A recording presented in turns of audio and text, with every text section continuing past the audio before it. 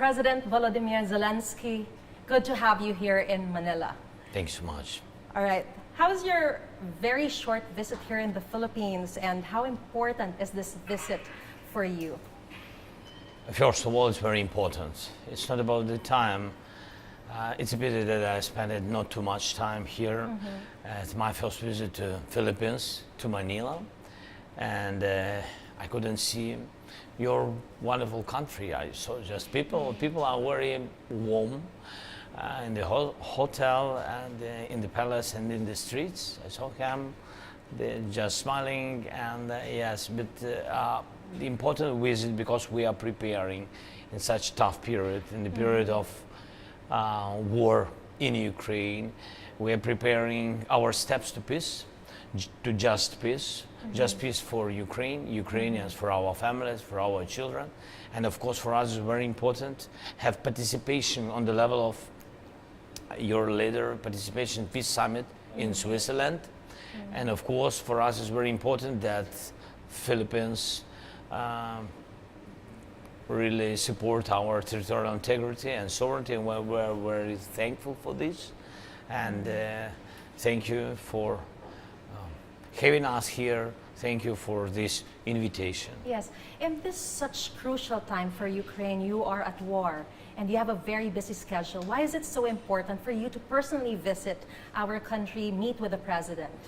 Directly to invite him to peace, to participate Peace Summit. Okay. That there will be three very important issues on 15th of June in Switzerland. The first one will be food security. I think it's also very important in our bilateral relations between us and Philippines. Nuclear security, that's important for all the world.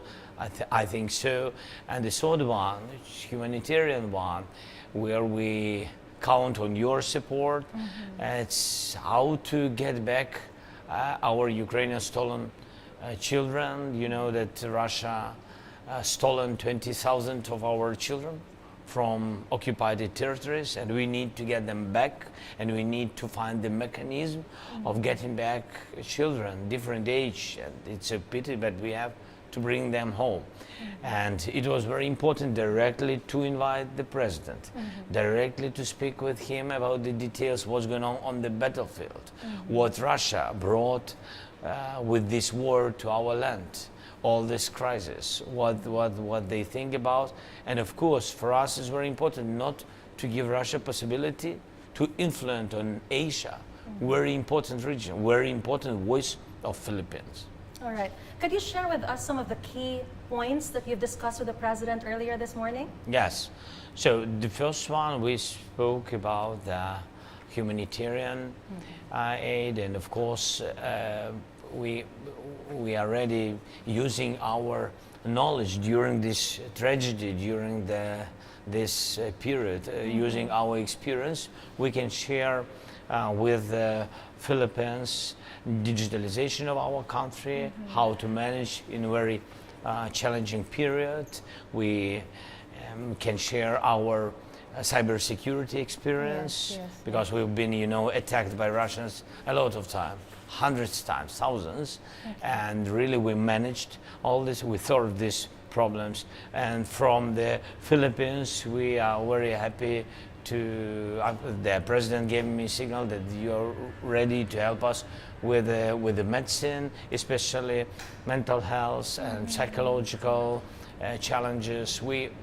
It's understandable that during the war brought nothing good, of course, and we have 1 million army, and of course these guys, these veterans who came back home, they began to study how to live through the, civilians, and it's very difficult. We don't have enough specialists, yes? Enough specialists, experts in mental health, not enough, never enough. And speaking of, the Philippines is known for its skilled medical workers and skilled workers in general. So are you open to letting Filipinos help in addressing the medical concern in your country? And if ever the war ends, for the Filipinos also to help in the reconstruction of your infrastructure? Of course, renovation. We'll be happy to see private business of Philippines in Ukraine. We'll be very open for it. I think all the world, all the partners will renovate because Russia destroyed. It's not about houses, it's about cities, villages and cities, dams and bridges, and a lot of different things. And of course we need help. I count on big Philippines reconstruction role in renovation of Ukraine. So the president already has committed to Yes, the president told me that Philippines will be happy and that the government will work with the private sector. And of course I invited president and private sector to have communication between us, two of us, and our businesses before. I think we have to begin now. The war anyway will finish, anyway, and I think we have to think how to build peace in our country right now. And it will be win-win because we will give opportunity to Philippines business to have business, and of course this is big support on what we count. And the president also said that he'll be attending the Peace Summit. Yes, he said that Philippines will support Peace Summit. I said it for us is very important him to come. He said he will come and he will participate in the summit. This great strong signal. And also we spoke about our bilateral agricultural relations. Climate change. Climate change is very important. I think we will work to do our trade between our countries wider. And I don't know, do you know, I said to the president that this year we will open embassy in Philippines, you know, big step to each other. We really want and count on strong relations with Philippines. How is the situation there right now? The situation on the battlefield, so we stay strong, but mostly, of course, it's difficult for people. It's war during these challenges, but people work. Yeah. We have a lot of work. Schools, we found possibility how to give children education online and offline, and that's why. So we'll be very happy to see Filipinian people in Ukraine. Mr. President, on another topic, in the Shangri-La dialogue in Singapore, you said Russia and China are trying to undermine your peace summit in Switzerland this month. Do you think Russia and China are afraid that the summit would become such a huge success that it could undermine their global influence, and how so? Yes, because it's a pity that China joined it to Russia and now helps them to push the leaders not participate in the peace summit. We've been in shock really because we count on all the world. We are open to every country except an enemy, of course, except Russia. And but I think this is a surprise for Russia and their allies that for today we have the confirmation from 106 countries. Sorry, 107. And this is huge result. I think that Russia counted that nobody will attempt the summit and nobody will participate us. But you see that really mostly the world on the side of peace. Do you see parallels in Ukraine's experience with Russia and the challenges that the Philippines is currently facing now in the West Philippine Sea, especially with the harassments being done by China? I think that there are a lot of similar things and a lot of challenges. That's why we spoke with the president that now we need unity, because if Ukraine fallen down, if Russia will occupy us totally, this war, we will see this war in other continents. And it can be in your direction, in your region. And it's a big tragedy, a lot of casualties. So we have to be in unity, not to give Russia to occupy Ukraine, not to give them any possibility to win in this unprovoked war. And that will be the signal. If Ukraine will stay strong, with the unity, with the diplomacy, with the unity in diplomacy of different countries in different regions. If we will stay strong, it means that it will give very important signal to other countries, not to try, even to think how to occupy it, other independent countries. Exactly. Okay. So Ukraine is considered a small country compared to Russia, but you are still successfully standing up against Russia. What kind of lesson can the Philippines learn from your experience, especially with all these tensions in the West Philippine Sea and all the bullyings that we've been experiencing from China? When this war began, Russia was the country which is almost 4 times bigger. I mean, I'm speaking about the population. They have 140 million population, and we only 40. It's not less number, but anyway, it's 4 times, almost 4 times less. But the lesson is that if you are on your territory, if you are in unity between people, government, soldiers, I mean, everybody will defend your house. All our nation been in unity, and that is the most important thing. That's what really strengthening our country. And I think that Russia didn't think that we could manage it, can be together. That is the first. And the second, I think that digitalizing all the process, what we have in our country. That's what we spoke about with details, we spoke about with the president. So educational system, banking systems, like I said, be ready to any cyber attacks and etc. If you're ready in digitalizing process, if all the services, what you give to your society, to people are digitalized, you can manage any challenge. All right. How important is it for Ukraine that countries in this particular region, even if we're very far from Ukraine, are active in terms of expressing solidarity with you and your country and your cause against Russia and its perceived allies with China?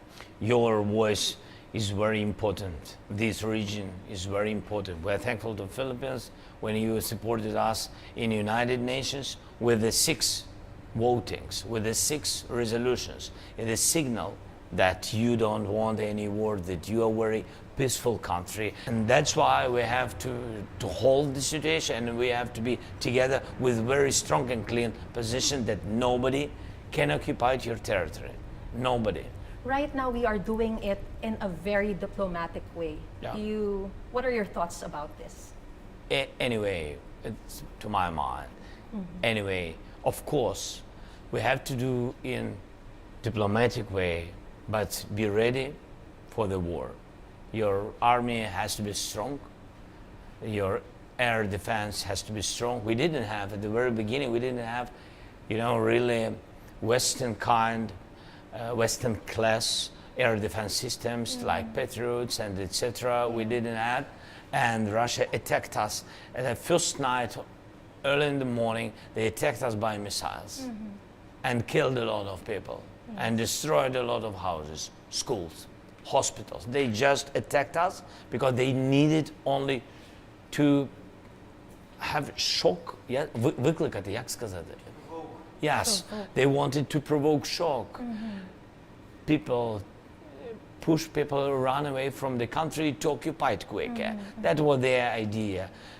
And in this chaos, we could manage and could unite everybody. But we have this experience when we didn't have such systems. It's a pity at the very beginning of war. And then we had it. And then our partners understood that we stay strong and we will stay. Anyway, with any kind of weapon or without, we will stay strong. And after that, the partners began to believe. The world saw that the resilience of our people. And that's why my message to you, of course, we wish you only peace, but you have to be ready and to think about defending shield for the country.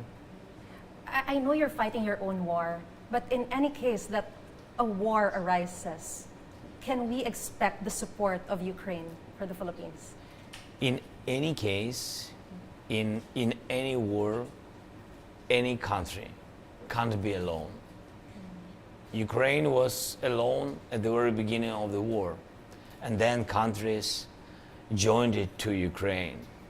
But it was a little bit late because a lot of losses, human losses.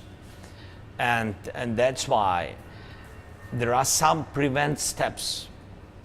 Why they are prevents? Because they show that the country, one or another, if we're speaking about Philippines, that they are not alone. And this very important signal we have to give any country before they will start. They have to know that if you are not alone, that if other countries around you, it will be difficult to attack you, to occupy it, and etc. That's why Ukraine will be always on the side of such countries. It will prevent the war from arising. Of course, yes. of course. If you have the chance to talk with the Russian people, what would be your message to them? I think for today it's difficult, and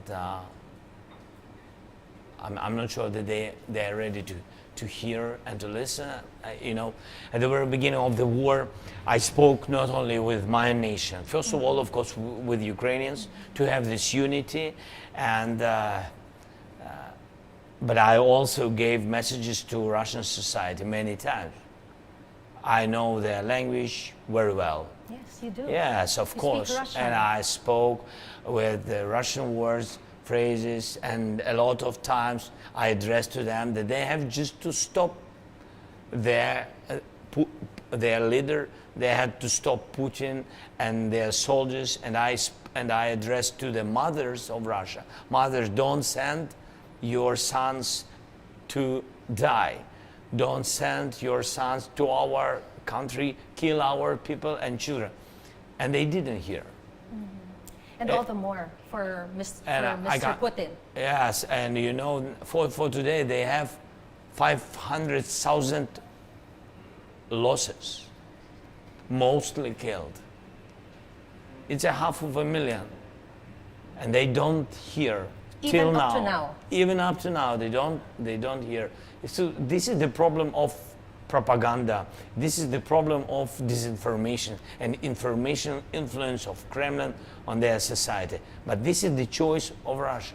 This is their choice.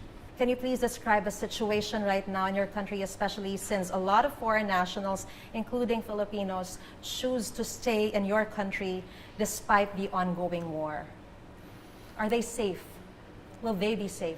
First of all, we are thankful to the United States and the other partners. The United States for the last package, it's a decision of Congress. It was very important. We are thanks to bipartisan support, President Biden, and also thankful to our European friends, and they gave a lot. And there are some other friends from other continents, but we don't say about officially. They also support us, and I'm thankful to Africa, Asia, and other countries, Arabic world, for their humanitarian significant support. Yes. It's very important. All this is very important. During the war, you can't be safe.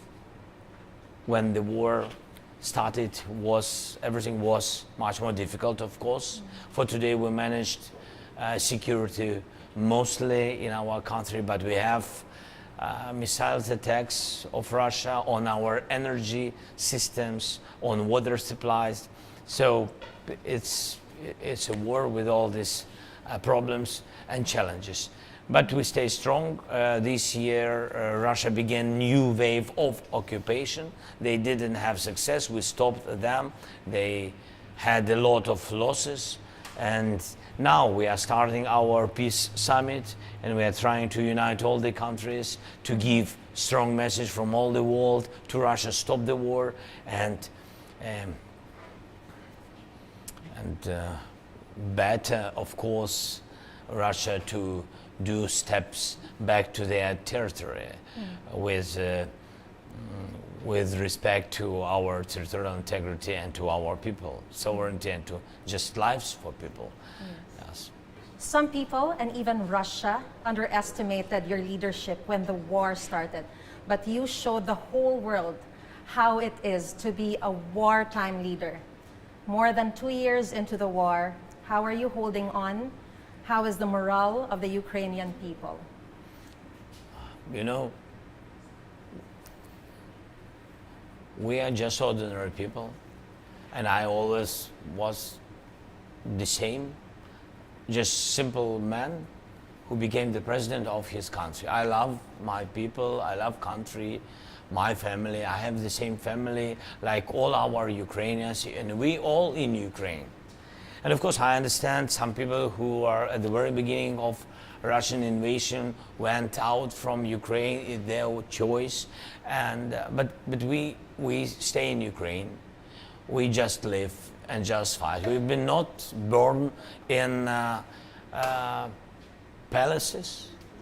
We lived in ordinary houses, in ordinary flats. Our families are, my father is a scientist, and my mother, she was an engineer, and so we are just ordinary people. You still get to stay with your family? Yes, yes, and that's it. I think this is why we are strong, because we are simply want to live and live in our country. That's why the moral, you ask me, the moral is normal. Yes, moral is good. I think that Ukrainians still strong because we are right, because we are with a very honest position. We are on our land, in our house, with our lovely children, and we will stay till the peace will and come. This is what you want to tell the Filipino people. Yes, thank you so much, first of all, and for having us. Thank you that you are supporting Ukraine and support peace in Ukraine. And Ukraine will never forget on which side you are now. Historically, I think you are on the side of truth, on our side, on the side of truth, on the side of peace. And that's very important. So in any difficulties, in any challenges for your country, I wish you know any challenges, of course, yes. But life is life. So in any challenges, Ukraine will stay together with you. Thank you so much, Mr. President, for this time. Thank you so and much. it is such an honor to be interviewing you this morning. Thank Honor you. to me too. God bless Thank you. you. Thank you so much. God bless you.